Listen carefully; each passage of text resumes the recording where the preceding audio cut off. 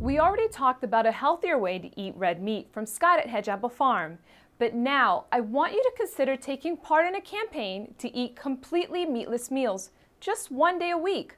Listen, it's not about becoming a vegetarian. It's about improving your diet while reducing your carbon footprint. Just watch this. We eat an awful lot of meat, about a half a pound of meat a day on average. That's 180 pounds a year. That's twice the meat Americans ate in 1960. The problem is, eating all that meat can be harmful to your health. Diets high in red and processed meats are linked to cancer, heart disease, and stroke. A meat-heavy diet can lead to higher body weight, obesity, and eventually diabetes. Eating all that meat also affects our planet. The meat industry generates nearly 1/5 of man-made greenhouse gas emissions, accelerating climate change. Also, the water demands on livestock are huge. An estimated 2,500 gallons of water go into a single pound of beef. Plus, it takes 20 times more fuel to make feed for beef versus plant-based protein. So does this mean we should give up on meat altogether? Not at all. But how about cutting back one day a week? Join the Global Meatless Monday movement. The idea is simple. Go meatless on Mondays for your health and the health of the planet.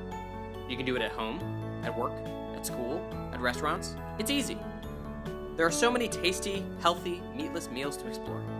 Plus, you can save money. And you'll be in good company. In fact, we're popping up all around the country and the world. Are you ready to start your week off right? Come join the Meatless Monday movement. Just go to our website, meatlessmonday.org, to learn more. Do it for your health and the health of the planet. I just want you to understand, Meatless Mondays is not about taking meat completely out of all of your meals. It's just the meals on Mondays. And speaking of food, how often do you go to your refrigerator just to throw away the food you didn't want to repeat? Well, I was recently invited to be on Delightful Cooking, another show here on the Montgomery Channel, starring Ruth DeVoe and Marian Mirowitz. They talked about how adding a new spice to their leftovers can create a completely different meal. Let's watch.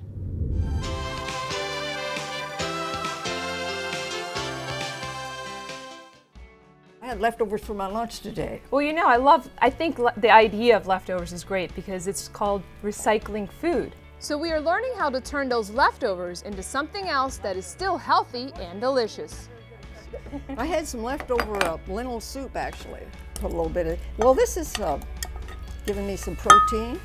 Ruth showed me how I could take some leftover lentil soup and turn it into a very hearty new meal just by adding more vegetables and spices. Refrigerate home-cooked meals in a timely fashion. Foods will keep 3 to 4 days in the fridge and 2 to 3 months in the freezer. For my background in health, I was thinking about food safety. When you say leftovers, is there a thermometer in the refrigerator? Yeah, nobody thinks about that. Well, they have done certain. Refrigeration slows bacterial growth. The bacteria that can make you sick grows more rapidly in temperatures above 40 degrees. That is why it is very important that the temperature in your fridge remains between 33 and 39 degrees. It is also really important to remember to label your leftovers. If you can't remember how long it's been in there, it may not be safe to eat.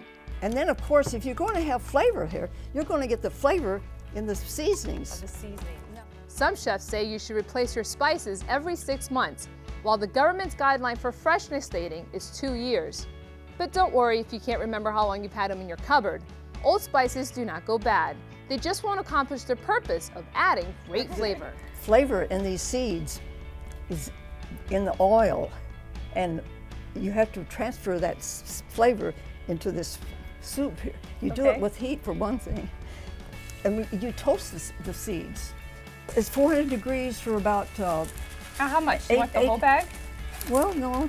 So what you've done there is you've baked them, and now she's transferring it using the paper.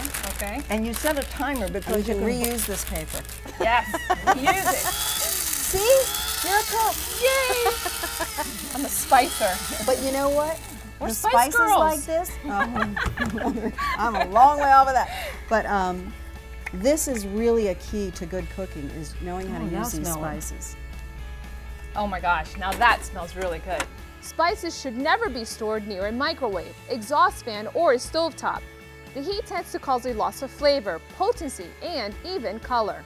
Because heat releases them into that mixture. Then you have to serve it up and you've got a tasty subject. Yum! There you have it. As you can see, I had a great time being a guest on Delightful Cooking. In fact, we decided to include more leftover recipes on future episodes. I can't wait. I'm Susan Stark. I'll see you next time as we discover more ways to think green.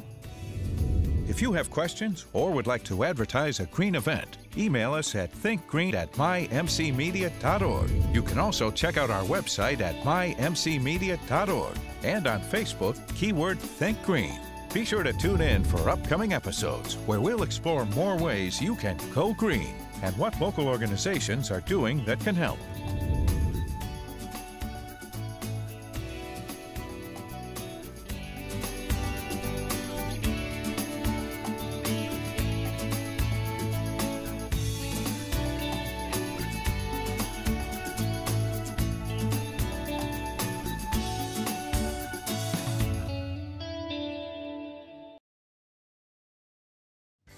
Financial support for Think Green is provided by